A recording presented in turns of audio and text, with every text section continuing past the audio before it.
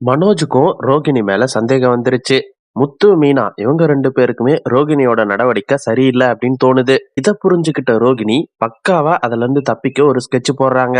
மனோஜ், ரோகிணி ஏன் இப்படி பண்றான்னே தெரியலையே, அவளோட நடவடிக்கை மொத்தமா மாறிடுச்சே அப்படின்னு நினைச்சிட்டு இருக்காரு.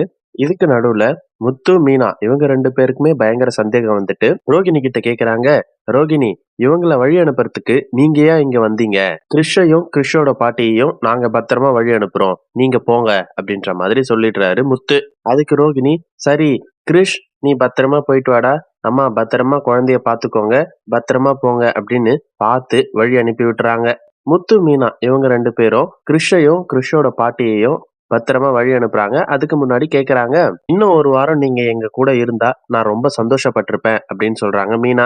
அதுக்கு கிறிஷோட பாட்டி சொல்றாங்க, இல்லங்க, ஏற்கனவே எங்களால உங்களுக்கு வீண் சிரமம், எனக்கும் ஊர்ல நிறைய வேலை இருக்கு, அதனால நான் கண்டிப்பா போகணும் அப்படின்னு சொல்றாங்க. கிறிஷ் சொல்றான், மீனா ஆன்ட்டி உங்க கூட நான் இவ்ளோ சந்தோஷமா இருந்தேன், இவ்ளோ சந்தோஷமா இருப்பேன்னு நான் நினைக்கவே இல்ல, எல்லாத்துக்கும் தேங்க்ஸ் ஆன்ட்டி அப்படின்ற மாதிரி சொல்றான். ஒரு வழியா கிறிஷோட பாட்டிய வழி அனுப்பிட்டு முத்து, மீனா இவங்க 2 பேரும் வீட்டுக்கு வந்துடுறாங்க.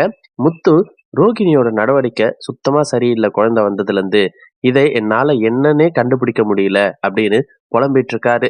இத கேட்ட மீனா, ஏங்க எப்பவும் ரோகிணிய பத்தியே திங்க் பண்ணிட்டு இருக்கீங்க? எல்லா பொண்ணுங்களுக்குமே குழந்தை அப்படின்னா ஒரு தனி பாசம் தான். அவங்க கிறிஷ் குழந்தை அப்படிங்கறதால பாசமா நடந்துக்கிறாங்க, அதை ஏன் வீணா சந்தேகப்பட்டுட்டு இருக்கீங்க, போய் வேலையை பாருங்க அப்படின்ற மாதிரி சொல்லிடுறாங்க. ரோகிணி இவங்க எல்லாம் நம்ம மேல சந்தேகப்படுறாங்க அப்படின்னு தெரிஞ்சுக்கிட்டு இதுக்கப்புறம் முத்து, மீனா, விஜயா இவங்க யாருக்கும் சந்தேகம் வராத மாதிரி நாம நடந்துக்கணும் அப்படின்னு நினைச்சுக்கிட்டு பக்காவா ஸ்கெட்ச் போட்டு அதுக்கேத்த மாதிரியே நடிக்க ஆரம்பிக்கிறாங்க.